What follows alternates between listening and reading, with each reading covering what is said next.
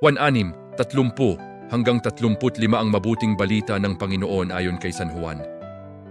Noong panahong iyon sinabi ng mga tao kay Jesus, "Ano pong kababalaghan ang maipapakita ninyo upang manalig kami sa inyo? Ano po ang gagawin ninyo? Ang aming mga magulang ay kumain ng manna sa ilang, ayon sa nasusulat, sila'y binigyan niya ng pagkaing mula sa langit."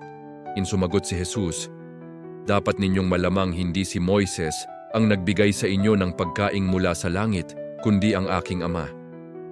Siya ang nagbibigay sa inyo ng tunay na pagkaing mula sa langit.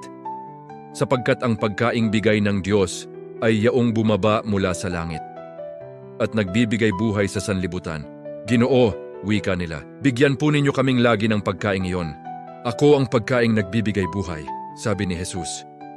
"Ang lumalapit sa akin ay hindi na magugutom, at ang nananalig sa akin ay hindi na mauuhaw kailanman." Ang mabuting balita ng Panginoon.